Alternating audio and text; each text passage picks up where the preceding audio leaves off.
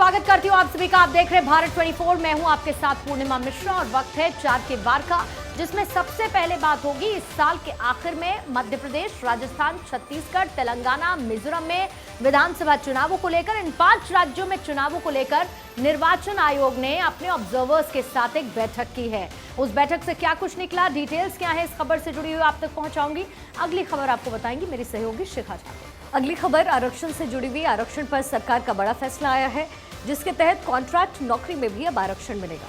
Supreme court में सरकार ने ये जानकारी दी है। डिटेल में आगे खबरें बताऊंगी, लेकिन उससे पहले पूजा का रुख करेंगे। और देखिए, एक विधायक जेडीयू के जो पहले पिस्टल लेकर घूमते और उसके बाद पत्रकारों को ही गाली देते, एक बार फिर से विवादों में घिरते नजर आ रहे थे। कारण से पहले हाथ में उन्होंने रिवॉल्वर लिया और अस्पताल पहुंचे। उनका वीडियो सोशल मीडिया पर वायरल हुआ और पत्रकारों को अपशब्द कहते भी उस वीडियो में नजर आए। विस्तार से इस पर दूंगी जानकारी, लेकिन अगली खबर आपको बताएंगे आयुष सूर्यवंशी। और बात होगी रांची के तारा शहदेव केस की, जिसमें सजा का ऐलान किया गया है। लव जिहाद केस में 3 लोगों को दोषी करार दिया गया। पूरी जानकारी देंगे, लेकिन उससे पहले एक बड़ी खबर बताएंगी पूर्णिमा मिश्रा। और बड़ी खबर होने वाले चुनावों को लेकर ही है, क्योंकि इसी साल के आखिर में 5 राज्यों में विधानसभा चुनाव होने हैं, जिसमें शामिल है मध्य प्रदेश, राजस्थान, छत्तीसगढ़, मिजोरम और तेलंगाना। 5 राज्यों को लेकर जो बैठक हुई, निर्वाचन आयोग ने अपने अपने पर्यवेक्षकों के साथ ये बैठक की। निर्वाचन आयोग अगले कुछ दिन में 5 राज्यों में चुनावों की तारीखों का ऐलान कर देगा। माना जा रहा है 3 दिन बाद तारीखों का ऐलान संभव है। और इसके साथ ही इलेक्शन कमीशन के पुलिस, सामान्य और व्यय परीक्षकों के साथ बैठक का जो उद्देश्य था वो आदर्श आचार संहिता प्रभावी ढंग से लागू हो और इसके अलावा धन और बाहुबल पर लगाम कसी जा सके। चुनाव आयोग अब तक राजस्थान, मिजोरम, मध्य प्रदेश और छत्तीसगढ़ में चुनावी तैयारियों का जायजा ले चुका है। तेलंगाना अभी बाकी है, लेकिन ऑब्जर्वर्स के साथ हुई इस बैठक, जिसमें किस तरीके से चुनाव कंडक्ट होंगे, कैसे आचार संहिता लागू होने के बाद वो ठीक तरह से चले, इसको लेकर चर्चा की गई है ऑब्जर्वर्स के साथ। और माना यह जा रहा है कि आज की इस चर्चा के बाद 3 दिन बाद तारीखों का ऐलान चुनावों को लेकर संभव है। इस पर और ज्यादा जानकारी के लिए हमारे संवाददाता आनंद इस वक्त जुड़ चुके हैं। आनंद, इस बैठक की जरा डिटेल्स दीजिए ऑब्जर्वर्स के साथ, डिटेल वाइज क्या कुछ चर्चा हुई। बिल्कुल, अगर बात करें इलेक्शन कमीशन ऑफ इंडिया ने आज तमाम उन ऑब्जर्वर्स भी 3 प्रकार के ऑब्जर्वर्स हैं, जिसमें से पहला एडमिनिस्ट्रेटिव ऑब्जर्वर्स, दूसरा लॉ एंड ऑर्डर ऑब्जर्वर्स और तीसरा एक्सपेंडिचर ऑब्जर्वर्स। उन तमाम लोगों को सामने बैठाया और बताया तमाम वो चीज़ें कि जब सुचारू रूप से इलेक्शंस होंगे तो क्या क्या उनकी ड्यूटी होगी, कैसे कैसे लोगों को मदद की जाएगी। और सबसे बड़ी बात, कई चीज़ें पहली बार देखने को मिलेगी इस विधानसभा चुनाव में, जैसे कि जो कर्मी खुद ड्यूटी पर लगे होंगे वो भी अपना मताधिकार का इस्तेमाल कर सकेंगे, उसी वोटिंग स्टेशन पर रहकर अपने मताधिकार का इस्तेमाल कर पाएंगे। और उसके बाद जो लोग अगर फिजिकली हैंडीकैप हैं तो लोग उनके पास तक जाएंगे। इलेक्शन कमीशन जो सीनियर हो चुके हैं, जो 100 के लगभग हो गए हैं, उससे ज़्यादा हो चुके हैं, तो 3 बातें मेन रूप से सामने निकल कर आई, जिसमें से ये था कि जो सीनियर हो गए 100 से ज़्यादा, इलेक्शन कमीशन खुद उनके पास जाएगा। जो फिजिकली या कहें डिसेबल हो रखे हैं, आने में नासमर्थ है, तो इलेक्शन कमीशन उनके पास जाएगा उनका वोट को लेकर। और तीसरी बात, जो वोटिंग काउंटिंग स्टेशंस पे खुद कर्मी तैनात होंगे वो भी अपना वोट दे सकेंगे। तो तमाम चीज़ों को लेकर आप 5 स्टेट्स के ऑब्जर्वर्स आज दिल्ली के कॉन्स्टिट्यूशन क्लब में आए थे, वहां बैठक कर रहे थे। आनंद, इसके साथ खबरें चुनावों की तारीखों को लेकर भी हैं। सोर्सेस क्या बता रहे हैं कि चुनाव कब, मतदान कब हो सकते हैं इन 5 राज्यों में, खासतौर से मध्य प्रदेश, छत्तीसगढ़ अगर और राजस्थान सेंट्रिक अगर बात करें, खबर क्या है उसको लेकर? बिल्कुल, अगर बात करें, ये जो ऑब्जर्वर्स मीटिंग हुई है, ये कहते हैं कि लास्ट मीटिंग होती है, जिसके बाद अब आगे जो इलेक्शन कमीशन मीटिंग करता है वो टोटली डेट्स को बताने को लेकर होता है। तो आप कह सकते हैं कि जल्द ही 2-4 दिनों के अंदर ही जो डेट्स आ सकती हैं, जिसमें डेट आने के बाद आचार संहिता लग जाएगी। वो तमाम प्रोसीजर्स इलेक्शन कमीशंस के हाथ में चले जाएंगे, पावर इलेक्शन कमीशंस के हाथ में चली जाएगी। तो उसको लेकर मात्र 3-4 दिन के अंदर हो सकता है कि हमारे सूत्र बता रहे हैं कि इलेक्शन कमीशन डेट का ऐलान कर सकता है।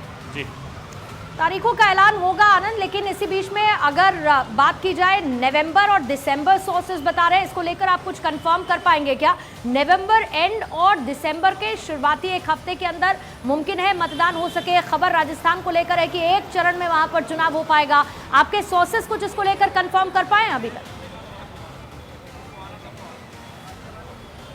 पूर्णिमा, अगर बात करें इलेक्शन कमीशंस की, जब डेट आएंगी तभी सारी चीज़ें ऑथेंटिक होती हैं। उससे पहले रूमर्स का लगातार खबरें आती हैं, सूत्रों के नाम से आती हैं, लेकिन जब इलेक्शन कमीशन अपनी पीसी कर देगा वो तमाम चीज़ों को लेकर रूपरेखा तय कर देगा। और उसी दिन तमाम वो चीज़ें कि राजस्थान में कितने चरण में होने हैं, मध्य प्रदेश में कितने चरण में होने हैं, उसके साथ साथ तेलंगाना, मिजोरम और तमाम वो स्टेट्स जिसमें छत्तीसगढ़ भी है, तमाम स्टेट्स को लेकर इलेक्शन कमीशन जल्द ही मात्र 3 से 4 दिन के अंदर प्रेस कॉन्फ्रेंस करने वाला, उसमें वो डेटों का ऐलान करेगा। उसके साथ साथ कितने सिस्टम्स में चुनाव होंगे, 1 बार में होंगे, 2 बार में होंगे, 4 बार होंगे, तमाम वो चीज़ें 3 से 4 दिन के अंदर में क्लियर हो जाएंगी, जिसके बाद इस चीज़ पे बोलना ज़्यादा सटीक रहेगा। ठीक है आनंद, बहुत बहुत शुक्रिया इस तमाम जानकारी के लिए। और इसी बीच एक और बड़ी जानकारी, केंद्र ने सुप्रीम कोर्ट को बताया है कि सरकारी विभागों में 45 दिन या फिर इससे अधिक की कॉन्ट्रैक्ट नौकरी में SC, ST और OBC को आरक्षण अब दिया जाएगा। केंद्र ने यह भी कहा कि सभी मंत्रालयों और विभागों को आरक्षण को सख्ती से लागू करने के निर्देश दिए गए। केंद्र ने आरक्षण की मांग करने वाली एक रिट याचिका का जवाब देते हुए सुप्रीम कोर्ट में इस बात की जानकारी दी है। अक्षर राय, माफ कीजिएगा, सुमित मेरे साथ, मेरे सहयोगी इस वक्त जुड़ गए हैं। सुमित, क्या कुछ दलीलें वहां रखी गई? और जाहिर तौर पर आरक्षण की मांग इसमें कॉन्ट्रैक्ट नौकरियों में भी बहुत पहले से की जा रही थी, राजस्थान से भी तस्वीरें हमने देखी, तो अब जाहिर तौर पर इसका फायदा केंद्र सरकार को मिलता हुआ नजर आएगा आम चुनाव में। जी बिल्कुल, देखिए आम चुनाव जो है 2024 के लोकसभा चुनाव के पहले ये केंद्र सरकार का एक बड़ा दाव है, चूंकि एक जनहित याचिका दायर की गई थी और इसकी मांग उठाई गई थी, और इसी जनहित याचिका पर सुप्रीम कोर्ट ने जो आदेश जारी किया है, उस आदेश में बाकायदा केंद्र सरकार के उस बयान को बाकायदा जिक्र किया गया है, जिसमें केंद्र सरकार ने सुप्रीम कोर्ट में जानकारी दी है कि 45 दिन से अधिक अगर कोई भी कॉन्ट्रैक्ट पर नौकरी करता है तो उसे आरक्षण दिया जाएगा। ये आरक्षण 3 कैटेगरी में होगी, SC, ST और OBC के लिए ये आरक्षण की व्यवस्था होगी। इससे पहले सिर्फ जो स्थायी नौकरी होती थी उसमें ये व्यवस्था थी, लेकिन अब कॉन्ट्रैक्चुअल यानी कि 45 दिन से अगर अधिक किसी कर्मचारी की अगर नौकरी है, नियुक्ति है, तो उसमें उसे आरक्षण की व्यवस्था जो है वो दी जाएगी। यह जो व्यवस्था होगी आरक्षण की, वो विभागों में होगी, मंत्रालयों में होगी। ये केंद्र सरकार ने सुप्रीम कोर्ट में साफ किया है। तो निश्चित तौर पर 2024 के लोकसभा चुनाव के पहले एक बड़ा दाव केंद्र सरकार ने चला है, और निश्चित तौर पर इसका फायदा केंद्र सरकार को आने वाले चुनाव में देखने को मिलेगा। लेकिन यहाँ सीधे तौर पर जो जनहित याचिका सुप्रीम कोर्ट में दायर की गई थी, उसमें ये बाकायदा मांग उठाई गई थी, और इसी मांग को लेकर सुप्रीम कोर्ट ने जो आदेश जारी किया है, उस आदेश में बाकायदा केंद्र सरकार की तमाम बातों का जिक्र जो है सुप्रीम कोर्ट ने अपने आदेश में किया है, और बाकायदा इसे लागू करने की भी मंजूरी सुप्रीम कोर्ट ने केंद्र सरकार को दे दी है। ठीक है सुमित, आपके पास वापस लौटेंगे। देखिए, तमाम बड़ी खबरों पर लगातार नजर बनी हुई है। कॉन्ट्रैक्ट नौकरी के अंदर भी अब SC, ST, OBC का आरक्षण रहेगा। केंद्र सरकार की तरफ से यह जवाब दिया गया। विधानसभा चुनाव से ठीक पहले मुफ्त की रेवड़ी बांटने जैसी घोषणाओं और योजनाओं पर सुप्रीम कोर्ट ने केंद्र सरकार, चुनाव आयोग, राजस्थान और मध्य प्रदेश सरकार को नोटिस जारी किया है। चीफ जस्टिस DY चंद्रचूड़ की कोर्ट ने इनसे 4 हफ्तों में जवाब मांगा है। केंद्र सरकार ने अश्विनी से सहमति जताते हुए सुप्रीम कोर्ट से फ्रीबीज की परिभाषा तय करने की अपील की। केंद्र ने कहा कि अगर फ्रीबीज का बांटना जारी रहता है तो देश को भविष्य की आर्थिक आपदा की ओर ले जाएगा। देखिए, आप लगातार देख रहे हैं कि फ्रीबीज का जिक्र बीजेपी की ओर से किया गया, क्योंकि पिछले चुनाव में कई दफा देखा जाए तो कई जो इस वक्त मौजूदा सरकारें हैं उनकी ओर से चुनाव के दौरान में इस तरह के ऐलान किए गए थे, जिसको लेकर अब मामला सुप्रीम कोर्ट में, और सुमित लगातार बने हुए हैं। सुमित, इस पूरे मामले को लेकर अपडेट चाहेंगे। सरकार को पक्षकार बनाने की जरूरत है, ये तमाम बातें सुप्रीम कोर्ट की ओर से कही गई और मोहलत दी गई है कि आप जवाब दीजिए। जी बिल्कुल, देखिए फ्रीबीज का जहां तक मसला है वो सुप्रीम कोर्ट में पहले से ही पेंडिंग है। यह मसला 2 जजों की बेंच में था, लेकिन लार्जर पर्सपेक्ट पे सुप्रीम कोर्ट ने 3 जजों की बेंच के पास इस मामले को भेज दिया था। लेकिन आज BL जैन के नाम से एक याचिकाकर्ता ने याचिका लगाई थी और कहा था कि आगामी चुनाव से पहले मध्य प्रदेश और राजस्थान में जो मुख्यमंत्री हैं वो चुनावी वायदे कर रहे हैं, और यहाँ तक कि टैक्स पेयर का जो पैसा है उसको एक तरह से इस्तेमाल किया जा रहा है, वोट की राजनीति यहाँ की जा रही है, लिहाजा इस पर रोक लगनी चाहिए। लार्जर पर्सपेक्ट में एक गाइडलाइन बनाने की मांग की गई थी, जिस पर सुप्रीम कोर्ट ने मध्य प्रदेश, राजस्थान सरकार के अलावा चुनाव आयोग और केंद्र सरकार को नोटिस जारी कर 4 हफ्ते में जवाब मांगा है, क्योंकि मेन मामला सुप्रीम कोर्ट में पहले से ही लंबित है। बिल्कुल, 4 हफ्ते का वक्त दिया गया। सुमित, आप बने रहिए। तमाम राज्य सरकारों से जवाब तलब किया है सुप्रीम कोर्ट ने। याचिकाकर्ता BL जैन का कहना था कि चुनावी लाभ की योजनाओं से लोगों पर बोझ पड़ता है। याचिकाकर्ता BL जैन और उनके वकील वरुण ठाकुर ने भारत 24 से बातचीत में क्या कहा, सुनिए। चुनाव से पहले राजस्थान और मध्य प्रदेश में मुख्यमंत्री की ओर से की जा रही घोषणाओं के खिलाफ याचिका पर सुप्रीम कोर्ट ने राजस्थान सरकार, मध्य प्रदेश सरकार, केंद्र सरकार के अलावा चुनाव आयोग को नोटिस जारी कर 4 हफ्ते में जवाब मांगा है। इसी मुद्दे पर हमारे साथ बातचीत करने के लिए मौजूद हैं याचिकाकर्ता BL जैन हैं, जिन्होंने याचिका दायर की थी। सर, क्या याचिका में मुख्य तौर पर आप लोगों ने मांग की थी और कोर्ट ने पुराने मैटर के साथ टैग कर दिया है? एक्चुअली हमारा मुद्दा ये है कि कोई भी पॉलिटिकल लीडर जिस प्रकार से चुनावी लाभ के लिए पब्लिक फंड का जिस तरह से दुरुपयोग कर रहे हैं उस पर रोक लगना चाहिए। राज्यों को ही फोकस किया है अपने पिटीशन में, किया केंद्र को भी किया हमने केंद्र को भी किया हमने। और हमारा यह कहना है कि मध्य प्रदेश शासन की वित्तीय हालत इतनी जर्जर हो चुकी है कि 2023-24 का बजट 300,14,000 करोड़ का है, जबकि वर्तमान में मध्य प्रदेश शासन को 300,85,000 करोड़ की देनदारी है। ये आरबीआई का रिकॉर्ड है। ऐसी स्थिति में जो बजट है उसका 20% एक्सेस पैसा मध्य प्रदेश शासन को देना है। हालात इतने खराब हो चुके हैं कि ब्याज चुकाने के लिए मध्य प्रदेश शासन अपनी संपत्तियां गिरवी रख करके और लोन लेना है। पहले से तो याचिकाकर्ता के वकील भी हैं वरुण ठाकुर, उनसे बात कर लेते हैं। वरुण जी, अगर कानूनी पहलू पर बात की जाए तो क्या फ्रीबी के साथ सुप्रीम कोर्ट ने इस मामले को टैग कर दिया है, तो आप लोगों ने जो मांगा है, ब्रॉड गाइडलाइन मांगा है सुप्रीम कोर्ट से, उसमें क्या कुछ कहा है आप लोगों ने? सर, ये कॉन्स्टिट्यूशन में एक प्रदत्त व्यवस्था है आर्टिकल 266(2) और 282 में कि कोई इमर्जिंग सिचुएशन है और पब्लिक पर्पज के लिए किसी तरीके के अनाउंसमेंट होना हो तो without taking the support of any machinery and all that, chief minister या हेड ऑफ द स्टेट या हेड ऑफ द कंट्री आप इसका अनाउंसमेंट इमीडिएटली कर सकते हैं। तो 4 हफ्ते बाद इस मामले की अगली सुनवाई होगी। तब तक दोनों राज्य सरकार, केंद्र सरकार और चुनाव आयोग को सुप्रीम कोर्ट में जवाब देना होगा। देखना बेहद अहम होगा कि दोनों राज्यों सरकार की ओर से सुप्रीम कोर्ट में क्या कुछ जवाब दिया जाता है। कैमरा पर्सन मोहित के साथ सुमित कुमार, भारत 24, दिल्ली।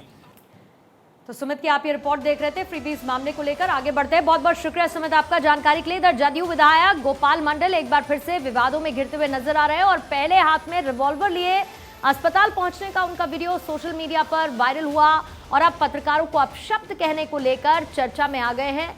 इस घटना का वीडियो भी सोशल मीडिया पर वायरल हो रहा है। दरअसल हाथ में रिवॉल्वर लिए अस्पताल पहुंचने का वीडियो सोशल मीडिया पर वायरल होने को लेकर उनसे मीडिया कर्मियों ने सवाल पूछा और इस पर जवाब देते समय उन्होंने मीडिया से गाली गलौज की। जदयू विधायक गोपाल मंडल का अस्पताल में रिवॉल्वर लेकर जाने का वीडियो सामने आने के बाद पुलिस खेमे में हड़कंप मचा है। इसके बाद पुलिस ने इस मामले में जांच भी की थी और एक बार फिर से विवादों में जदयू विधायक गोपाल मंडल है। पत्रकारों के साथ उन्होंने गाली गलौज की जब उनसे इसको लेकर सवाल पूछा गया और सवाल पर विधायक साहब भड़क गए। पिस्टल लेकर अस्पताल गोपाल मंडल पहुंचे थे और इसी को लेकर दूसरा विवाद अब सामने आ गया है। यार तुम लोग पत्रकार हो क्या हो, हमको मुश्किल लगता है। हम इसमें कमर में रखे जैसे आप विधायक हैं, ये बताइए विधायक को ऐसा काम करता है कि हाथ में पिस्टल लेकर लहराइएगा? हाँ लहराएंगे। अच्छा लहराएंगे। तुम लोग हमारा बाप हो, बापो हो, मना करोगे? सर आप गाली दीजिएगा क्या? और इस पर और ज्यादा जानकारी के साथ जुड़ चुके हैं सर्वेश, हमारे सहयोगी। सर्वेश, एक बार फिर से विवाद दर विवाद, पहले रिवॉल्वर लेकर अस्पताल पहुंचना और उस पर सवाल पूछने के बाद पत्रकारों से गाली गलौज करना और विधायक साहब को तो इसका कोई मलाल भी नहीं नजर आता है। जी देखिए, एक कहावत है कि सैया भय कोतवाल तो डर काहेगा। गोपाल मंडल के साथ कुछ ऐसी ही बात है। लगातार विवादों में रहते हैं। कभी राजधानी एक्सप्रेस में वो कपड़े उतारकर नंगे घूमते पाए जाते हैं, कभी वो हाथों में रिवॉल्वर लेकर अस्पताल में अपनी पोती का हाल चाल देखने पहुंच जाते हैं। पीछे हालांकि उनका सरकारी अंगरक्षक भी था हथियार लेकर। उसके बावजूद पता नहीं विधायक जी को वहाँ किससे इतना खौफ था अस्पताल के अंदर कि वो रिवॉल्वर लेकर वहाँ पहुँच गए और रैंप वॉक कर रहे थे एक तरीके से।